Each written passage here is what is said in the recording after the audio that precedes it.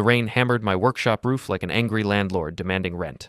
I stood there, socket wrench in hand, staring at the text message that had just turned my Tuesday evening into something resembling a bad country song. Running late again tonight. Dinner with the girls. Don't wait up. B. Bree Corlin, my wife of 15 years, had discovered the concept of dinner with the girls approximately 3 months ago. Before that, she'd spent most evenings complaining about her coworkers at Morrison Insurance, where she managed human resources with the enthusiasm of someone organizing a funeral. I'm Felix Roord, 41 years old, and I fix things for a living. I started as an engineer, got laid off during the tech downturn, and now I run a YouTube channel called Fix It Right from my garage workshop. Turns out people will watch a sarcastic middle-aged guy repair lawnmowers and explain why their dishwasher sounds like a distressed walrus. Who knew? My phone buzzed again. This time it was my daughter Ivy. Dad, Mom's car isn't at Applebee's. Just drove by with Madison. Thought you should know. 17 years old and already sharper than her old man. Ivy had inherited my cynicism but wrapped it in her mother's social awareness. Dangerous combination. I set down my tools and walked to the kitchen window. Our subdivision looked like every other middle-class neighborhood in the Pacific Northwest, identical houses with identical problems, hidden behind identical smiles. Mrs. Patel next door was watering her roses despite the rain, probably hoping to catch some neighborhood drama through her kitchen window. The house felt different when Bree wasn't home. Quieter, but not peaceful. More like the silence before something breaks. I grabbed a beer and sat at the kitchen table, staring at the stack of mail Bree had left unopened. Credit card statements, mortgage payment notices, and something from her high school reunion committee. 20 years since graduation, and they were planning some elaborate weekend celebration. Nostalgia, Bree had said when the invitation arrived. Wouldn't it be fun to see everyone again? I'd nodded and made some joke about hoping her prom date had gone bald. She'd laughed, but something in her eyes had shifted, like she was already somewhere else. The front door opened at 11:30. Bree stumbled in. Not drunk, but flustered, her hair slightly messed and her lipstick gone. How was dinner? I asked from the couch, not looking up from my laptop. Oh, you know how it is with Linda and the gang. We lost track of time. Linda was Bree's only real friend from work, a divorced woman who treated marriage advice like a competitive sport. If Bree was actually with Linda, she'd have come home with stories and complaints. Instead, she headed straight for the shower. I opened my laptop and checked our joint credit card account. No charges at Applebee's tonight. No charges anywhere, actually, since our lunch yesterday at some place called Riverside Cafe downtown. The shower ran for 20 minutes. When Bree finally came to bed, she smelled like different soap and wore a nightgown I'd never seen before. Felix? She whispered in the dark. Yeah? Do you ever think about the past? Like, who you used to be before all this? I turned toward her, but she was facing the wall. Sometimes. Why? Just wondering if you're happy. If this is what you thought your life would look like. It was the kind of question that sounds caring, but feels like preparation for something else. Like when someone asks if you're sitting down before delivering bad news. I'm happy enough, I said. Are you? She didn't answer. 20 minutes later, she was snoring softly, and I was staring at the ceiling, wondering when my wife had become a stranger who happened to share my bed. The next morning, I found a business card in her jacket pocket while looking for the garage door remote. Darren Halloway, Premier Properties. The card was expensive, heavy stock with embossed lettering. On the back, someone had written, "Looking forward to catching up," in blue ink. I knew that name. Darren Halloway had been Bree's boyfriend senior year of high school. Star quarterback, prom king, the kind of guy who peaked at 18 and spent the rest of his life trying to recapture that glory. Last I'd heard, he'd gotten married, divorced, and was selling real estate somewhere in the city. My phone rang. It was Max Harper, my best friend since college and currently the best private investigator in the greater Portland area. Felix, you sound weird. What's wrong? Max had this talent for reading people through phone lines. Came in handy in her profession. Probably nothing. Bree's been acting strange lately. Strange how? I told her about the dinners, the text messages, the business card. Max listened without interrupting, which meant she was taking notes. Want me to look into it? She asked. I don't know. Maybe I'm being paranoid. Felix, in my experience, husbands who think they're being paranoid usually aren't paranoid enough. That afternoon, I uploaded a new video to my channel. How to fix a garbage disposal that's making weird noises. 30,000 subscribers watched me take apart a perfectly good appliance and explain why strange sounds usually meant something was broken inside. The irony wasn't lost on me. Max called me Thursday morning while I was editing footage of a leaf blower repair. "Your wife's having lunch today at Riverside Cafe, downtown, corner of 3rd and Morrison. 12:30 reservation for 2. "How do you know that?" "I called and asked if Bree Corlin had a reservation. They said yes, party of 2, same table she requested last week." Same table she requested last week. My wife had become a regular somewhere I'd never heard of. "What do you want to do?" Max asked. "I want to see who she's having lunch with." "Meet me at the coffee shop across the street, 11:45. I spent the morning trying to focus on work, but my hands kept shaking. 15 years of marriage, and I was about to spy on my wife like some jealous teenager. Part of me hoped I was wrong. Part of me hoped I was right, just so I'd know for sure. Max was already at the coffee shop when I arrived, sitting by the window with a clear view of Riverside Cafe. She looked like every other downtown professional. Dark suit, laptop open, phone pressed to her ear. Nobody would suspect she was conducting surveillance. "There," she said, pointing across the street. Bree walked into the cafe at 12:25, wearing a dress I'd bought her for our anniversary last year. She looked nervous, checking her reflection in the window before going inside. 5 minutes later, a silver BMW pulled up to the curb. The driver was tall, athletic, with the kind of artificial tan that screamed real estate agent. Even from across the street, I could tell he spent serious money on his appearance. "Darren Halloway," I said. "You know him?" "High school boyfriend. Apparently they've been catching up." Max raised her camera and started taking pictures. "How long has this been going on?" 3 months, maybe longer." We watched them through the cafe window. Bree was animated, laughing at something Darren said. He reached across the table and touched her hand. She didn't pull away. "I've seen enough," I said. "Felix, wait. We need more than one lunch. Could be innocent." "Look at her, Max. When's the last time she looked that happy talking to me?" But Max was right. One lunch proved nothing. We needed a pattern, evidence, something concrete. Over the next 2 weeks, I became an expert at surveillance. Max taught me how to follow someone without being noticed, how to take pictures from a distance, how to document everything. The pattern emerged quickly. Tuesdays and Fridays, Bree would leave work early for errands that always included lunch at Riverside Cafe. Sometimes they'd walk to his BMW afterward.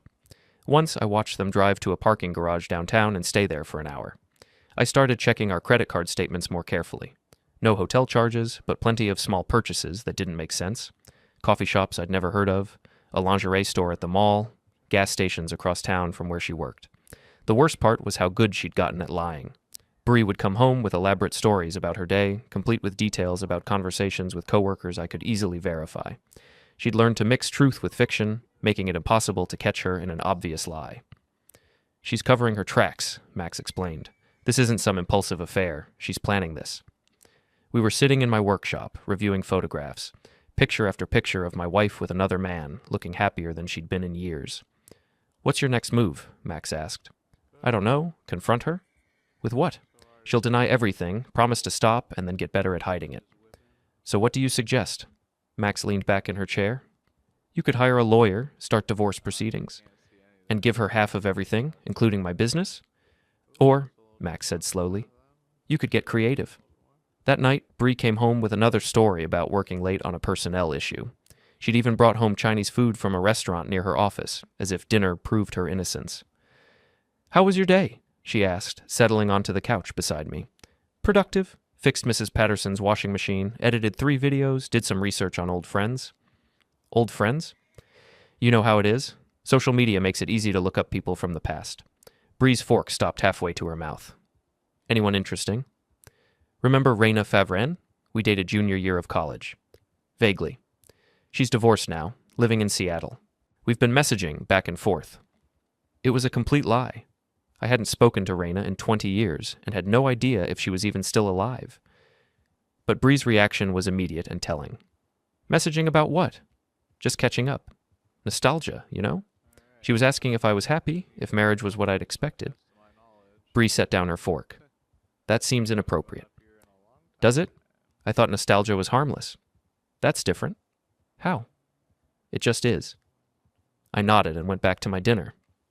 "You're probably right. I should probably stop talking to her." "Yes, you should.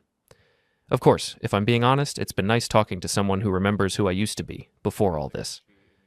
Bree stared at me. What's that supposed to mean? Nothing. Just that sometimes it's nice to feel young again. She didn't say another word for the rest of dinner. The next Tuesday, I followed Bree to her lunch date myself. Max had taught me well. Stay 3 cars back, use different routes, park where you can see the exits. I watched them through the cafe window, and this time I saw something that made my chest tight with rage. Darren had brought a small wrapped box. Bree opened it and pulled out a silver bracelet. She let him put it on her wrist, then leaned across the table and kissed him. Not a friendly peck. A real kiss. The kind that said they'd done this before and planned to do it again. I sat in my truck, hands gripping the steering wheel, and made a decision. If Bree wanted to play games, I'd show her how games were really played. That evening, I uploaded a new video to my YouTube channel. How to deal with things that look good on the surface but are rotten underneath. I spent 20 minutes explaining how to identify structural damage in wooden beams, how rot could spread if you didn't address it quickly, and how sometimes the only solution was complete replacement. The thing about rot, I told my 32,000 subscribers, is that it's usually worse than it looks. What seems like a small problem on the surface often goes much deeper, and once you know it's there, you can't just ignore it and hope it goes away. The video got twice as many views as usual. People seemed to connect with the metaphor, even if they didn't know the whole story. Friday morning, I was in my workshop when Ivy knocked on the door. "Dad, we need to talk." She came in and sat on my workbench, looking older than 17. "I know about Mom." "What do you mean?" "I'm not stupid. The lunches, the new clothes, the way she acts when her phone buzzes. Plus, Madison's mom saw her with some guy at the mall last weekend." I set down my screwdriver. "What do you want me to do about it?" "I want you to stop pretending everything's normal." "It's complicated, Ivy." "No, it's not. She's cheating, and you're letting her get away with it." "I'm not letting her get away with anything," Ivy studied my face. "You're planning something." "I'm planning to handle this my way." "Good, because I'm tired of watching her treat you like garbage." That afternoon, I drove to Darren's real estate office. Premier Properties occupied the ground floor of a glass building downtown, all chrome and marble designed to impress potential clients. I walked in wearing my best jeans and a clean shirt, playing the role of a potential customer. "Can I help you?" asked the receptionist. "I'd like to speak with Darren Halloway about listing my house." "Of course. Let me see if he's available." Darren appeared a few minutes later, all white teeth and firm handshakes. Up close, he looked exactly like what he was. A middle-aged man desperately trying to look 30. "Mr. Roard, is it? What can I do for you?" "I'm thinking about selling my house. Friend of mine recommended you." "Excellent. What's the address?" I gave him my real address, watching his face for any recognition. If he knew where Bree lived, he hid it well. "Great neighborhood," he said. "Very desirable. Why are you looking to sell?" "Divorce," I said simply. Something flickered in his eyes. "I'm sorry to hear that." "Don't be. Sometimes these things work out for the best." We talked for 20 minutes about market conditions and pricing strategies. Darren was smooth, professional, and completely unaware that he was talking to the husband of his girlfriend. As I left, I palmed one of his business cards from the reception desk. On the back, I wrote, "Looking forward to our next conversation," in blue ink. That night, I slipped the card into Bree's purse. Saturday morning, she found it. "Felix, what is this?" She stood in the kitchen doorway, holding the business card like evidence in a trial. "What's what?" "This card. In my purse." I looked at it and shrugged. "Real estate agent, looks like. Why?" "Someone wrote on it." "Weird. Maybe it fell out of something else?" Bree stared at me, trying to figure out if I was lying. I've never seen this before. Maybe someone at work dropped it in there by mistake? Maybe. But she didn't look convinced. For the rest of the weekend, she kept checking her purse, her phone, her car. I'd planted a seed of paranoia, and it was already growing. Monday evening, I was in my workshop when my phone rang. Unknown number. "Mr. Roard, this is Darren Halloway from Premier Properties. I wanted to follow up on our conversation Friday." "Oh, right. Thanks for calling." "I've been thinking about your situation, and I wanted to make sure you're working with the right agent. Divorce sales can be tricky." "I appreciate that. The thing is, I specialize in helping people through difficult transitions. I understand how complicated these situations can be." There was something in his voice, a smugness, that made my jaw clench. "I'm sure you do," I said. "Why don't we meet for coffee this week? I can explain my process in more detail." "Actually, Darren, I think I've learned everything I need to know about your process." Silence on the other end. "I'm sorry." I said I've learned everything I need to know. About you, about your methods, about how you handle other people's relationships. More silence. Mr. Roard, I'm not sure what you're implying. I'm not implying anything. I'm stating it directly. Stay away from my wife. The line went quiet for so long I thought he'd hung up. I think there's been some misunderstanding, he finally said. No misunderstanding. I know about the lunches, the bracelet, all of it. This is your one warning. Mr. Roard, I think you should be careful about making accusations. And I think you should be careful about underestimating people. I hung up and immediately called Max. It's time, I said. Time for what? Time to show them what happens when you mess with the wrong guy. Darren's next open house was scheduled for Sunday afternoon in the West Hills, one of those sprawling modern houses that looked like it belonged in a magazine. According to his website, he was expecting a big crowd. The house was priced at $1.2 million and had been featured in the local real estate section. Perfect. Max and I spent the week preparing. She used her connections to get the security codes for the parking garage where Darren kept his BMW. I used my YouTube workshop to prepare some special surprises. You sure about this? Max asked as we reviewed the plan. I'm sure about everything except how much trouble we'll get in. Legally, we're fine as long as we don't damage anything permanently. And ethically? Felix, your wife is screwing another man, and they're both lying to everyone about it. Ethics went out the window 3 months ago. Saturday night, I couldn't sleep. Bree was beside me, snoring softly, completely unaware that tomorrow would change everything. Part of me felt bad about what I was planning. Part of me felt like I should wake her up and give her one last chance to come clean. But then I remembered the kiss at the cafe, the bracelet, the months of lies. She'd made her choice. Now I was making mine.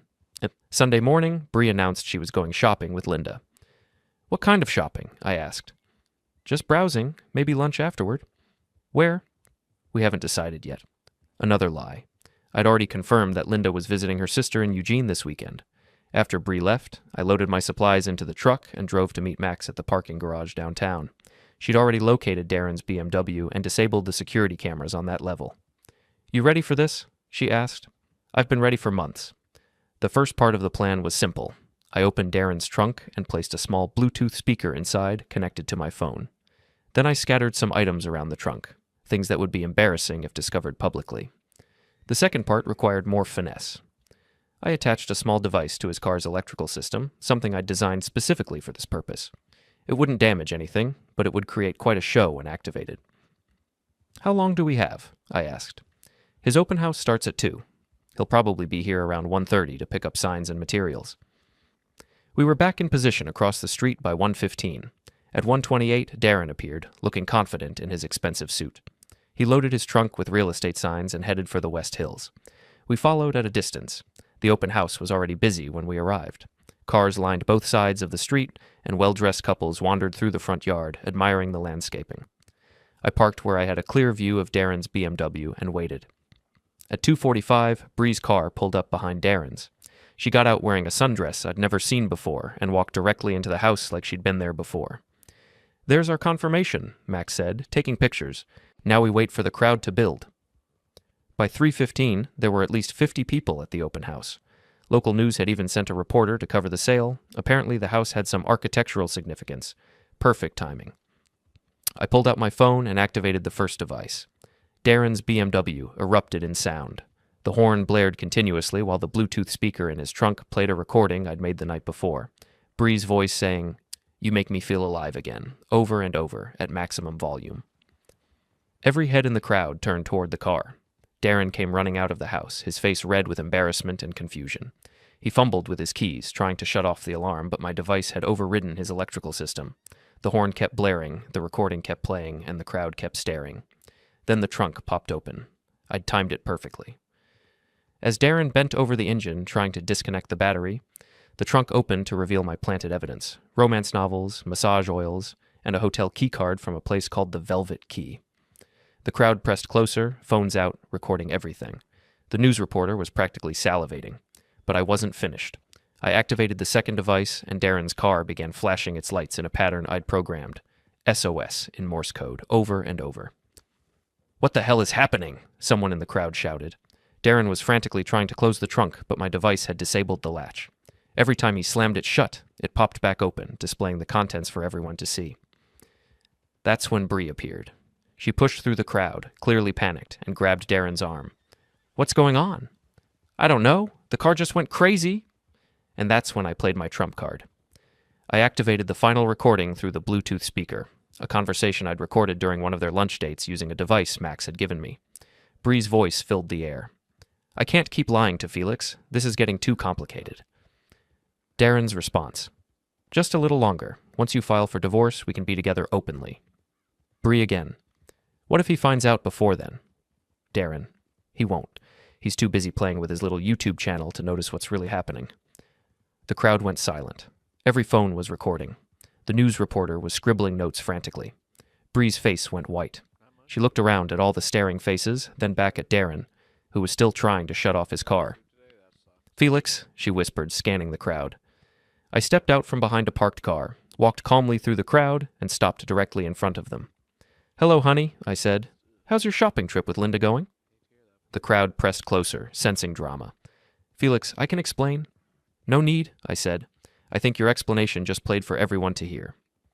Darren finally managed to disconnect his battery, and the horn stopped blaring. But the damage was done. 50 people, including a news reporter, had witnessed the whole thing. "You," Darren said, pointing at me. "You did this." "Did what? I'm just here looking at houses." "You sabotaged my car."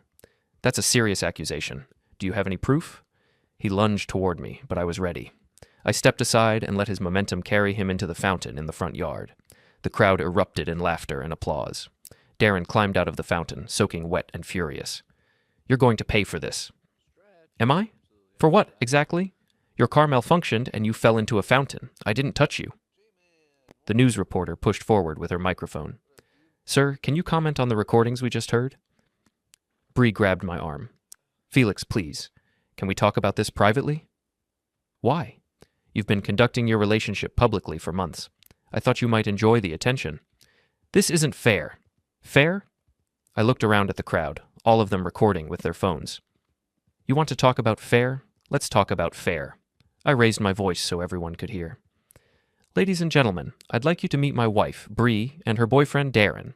They've been having lunch dates for 3 months while telling me she was working late or shopping with friends. Today was supposed to be another shopping trip, but as you can see, she ended up here instead." The crowd murmured and shifted, some looking uncomfortable, others clearly entertained. "Felix, stop," Bree pleaded. "Why should I stop? You didn't stop when you were lying to me. Darren didn't stop when he was making plans to steal my wife." Darren stepped forward, water still dripping from his suit. "That's enough." "Is it? Because I'm just getting started." I pulled out my phone and showed the screen to the crowd. "I've been documenting this affair for 2 weeks. Photos, recordings, credit card receipts. Would you like me to share those too?" "You can't do this," Bree said. "Actually, I can. It's all public record now. Your boyfriend here made sure of that when he decided to humiliate me in my own home." The news reporter was loving every second. "Sir, what do you plan to do now?" "Now? Now I'm going home to change the locks and pack my wife's belongings. She can pick them up from the front yard any time after 6. I turned to walk away, then stopped and looked back at Darren. "Oh, and Darren, you might want to check with your insurance company about water damage to your car.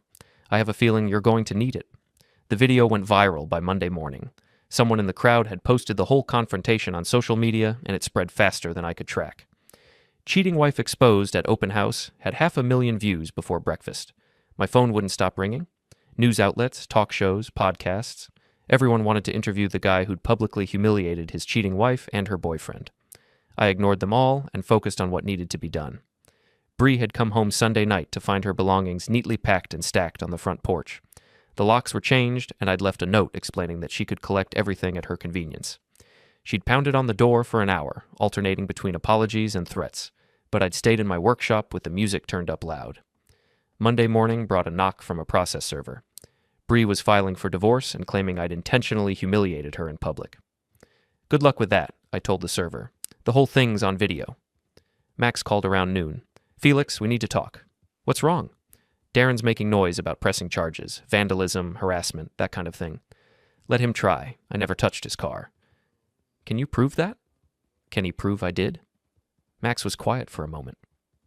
"There's something else. How Bree's been calling my office, trying to hire me to investigate you." "What did you tell her?" "That I had a conflict of interest. But Felix, she's desperate. Desperate people do stupid things. That afternoon, I got a call from Ivy's school. She'd been in a fight with another student who'd made comments about the viral video. I picked her up from the principal's office, and we drove home in silence. "I'm sorry," I finally said. "For what?" "For making this public, for embarrassing you at school." Ivy looked at me like I was an idiot. "Dad, I'm not embarrassed. I'm proud of you." "Proud?" "You stood up for yourself. You didn't just take it like some pathetic victim. But now everyone knows our business. Everyone knew anyway. At least now they know the truth." That evening, I was editing a new video when my workshop door opened. Darren walked in, and he wasn't alone. 2 large men in expensive suits flanked him. "Mr. Rord," Darren said, "we need to have a conversation." "Do we? Because I thought we covered everything at your open house." "You humiliated me in front of half the city." "You humiliated yourself. I just provided the stage." One of his companions stepped forward. "Mr. Halloway thinks you owe him an apology." "Does he?" "Well, Mr. Halloway can think whatever he wants. Doesn't make it true." "Maybe we can help you see things differently," the man said. I looked around my workshop, the cameras, the tools, the equipment I'd been using for years. Then I looked back at the 3 men who'd just made a very serious mistake. "Gentlemen," I said, reaching for a remote control on my workbench, "welcome to my YouTube channel." I pressed a button, and every camera in the workshop activated. Red recording lights blinked to life, and my computer began streaming live to my 40,000 subscribers. "Ladies and gentlemen," I said to the cameras, "I'd like you to meet Darren Halloway and his friends. They've just entered my private workshop without permission to have what Darren calls a conversation." Darren's face went white. "Turn those off." "Why? I thought you liked public attention." The chat window on my computer was exploding with comments. Viewers were asking questions, making jokes, and most importantly, recording everything. "You see," I continued, addressing the cameras, "Mr. Halloway seems to think that sleeping with other people's wives gives him the right to make demands." "Turn off the cameras or we'll turn them off for you," one of the men said. "That sounds like a threat." Did everyone hear that? Because threatening someone on a live stream is a crime in Oregon. My viewer count was climbing rapidly. Word was spreading that the guy from the viral video was live streaming another confrontation. "You're insane," Darren said. "Am I? Or am I just smarter than you thought?" I walked to my workbench and picked up a cordless drill. "You know what this is, Darren?" "A drill." "That's right. And you know what I use it for?" "Drilling holes." "Exactly, but it has other uses too." I turned on the drill, and it whirred to life. The sound echoed through the workshop, amplified by the concrete walls. "For example," I said, walking slowly toward them, "it makes an excellent deterrent for unwanted visitors." The 2 men looked at each other uncertainly. "He's bluffing," Darren said, but his voice cracked. "Am I? Why don't you test that theory?" I moved closer, the drill still whirring. "You're crazy," one of the men said. "Maybe. But I'm crazy with 43,000 witnesses and a live video feed. How crazy are you?" They backed toward the door. "This isn't over," Darren said. "Yes, it is. Because if you come near me, my family, or my property again, I'll make your open house humiliation look like a warm-up act." After they left, I turned back to the cameras. "Well, folks, that was exciting. Tune in next week when I'll be showing you how to install a security system that actually works." I ended the stream and sat down at my workbench. My hands were shaking, but not from fear, from adrenaline. My phone buzzed with a text from Max. Watching the stream, that was either brilliant or insane. I texted back, "Why not both?" 20 minutes later, the police arrived. Someone had called in a report of a disturbance. I showed them the video, explained the situation, and gave them a copy of everything I'd recorded. The officers were professional, but clearly amused. "Mr. Rord," one of them said, "we can't tell you how to run your life, but maybe consider installing some better locks." "Already on my list," I said.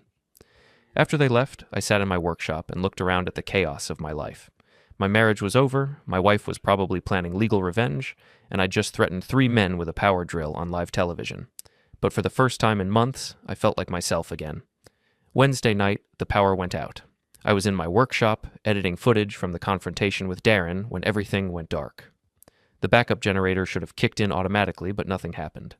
I grabbed a flashlight and went outside to check the electrical panel. Someone had cut the main line. My phone buzzed with a text from an unknown number. "Workshop, now. Come alone." I called Max, but it went straight to voicemail. I tried 911, but my cell service was jammed. Professional work. I went back inside and grabbed my emergency kit. flashlight, radio, and the Louisville Slugger I kept behind my workbench. If someone wanted a confrontation, I'd give them one. The workshop was dark, except for the red glow of my emergency exit sign.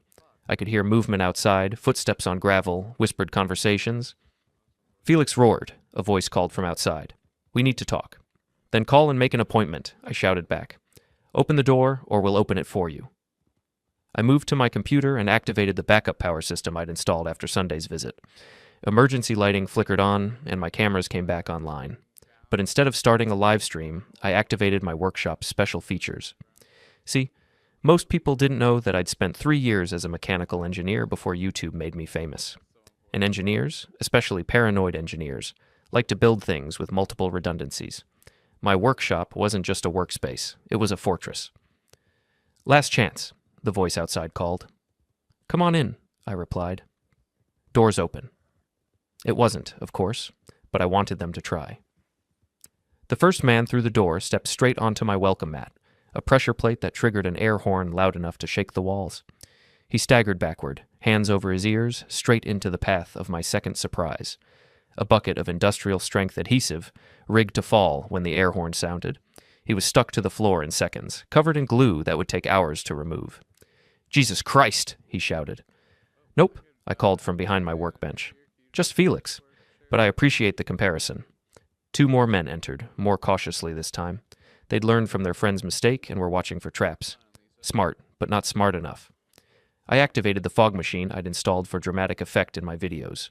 Thick, white smoke filled the workshop, reducing visibility to almost zero.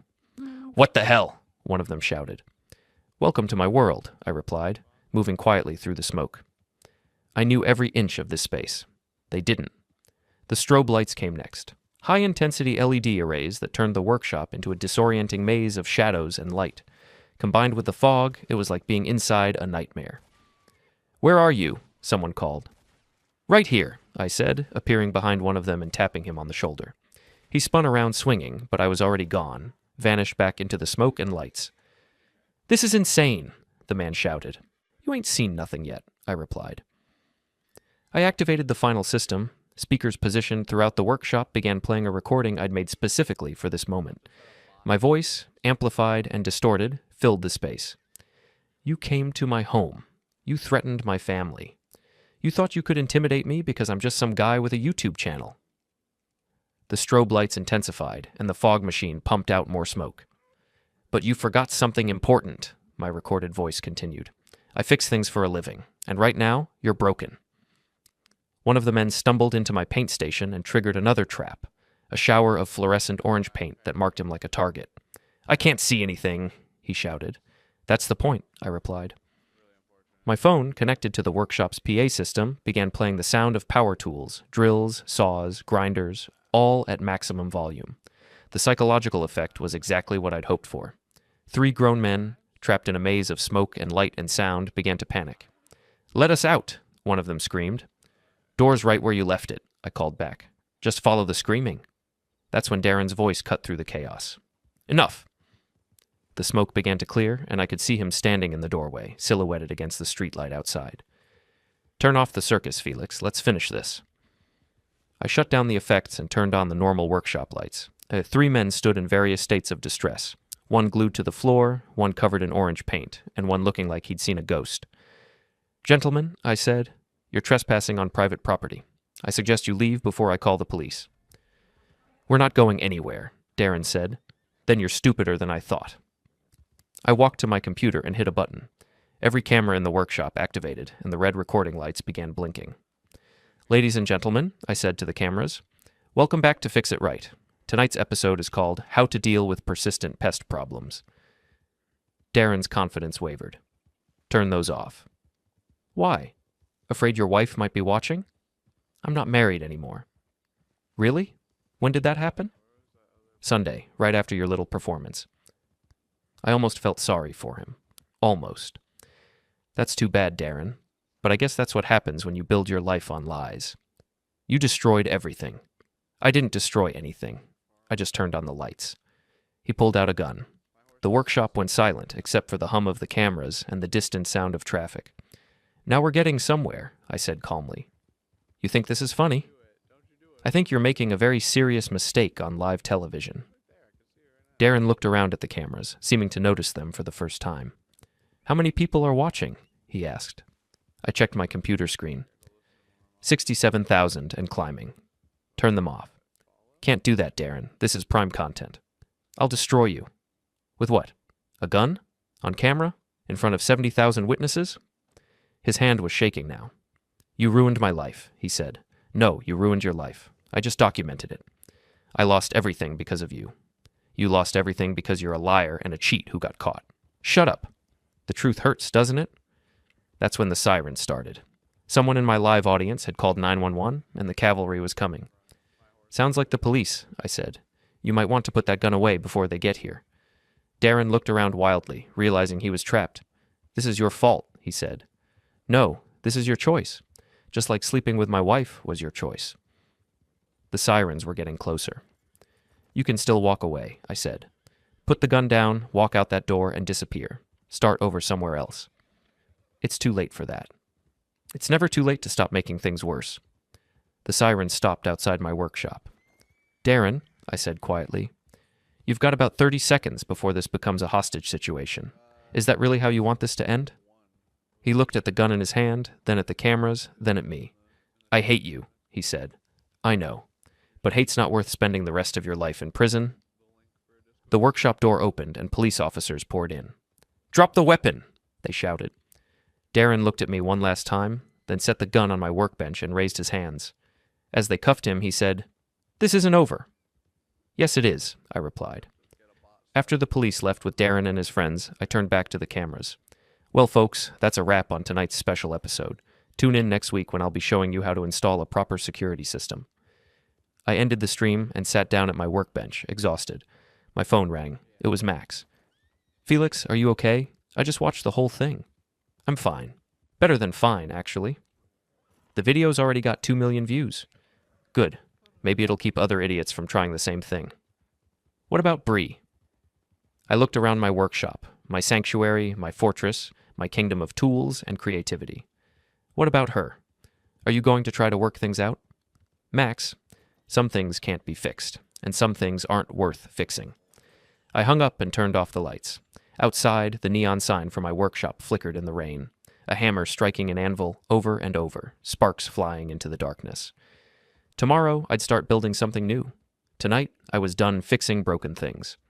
The rain hammered the roof like applause, and for the first time in months, I smiled.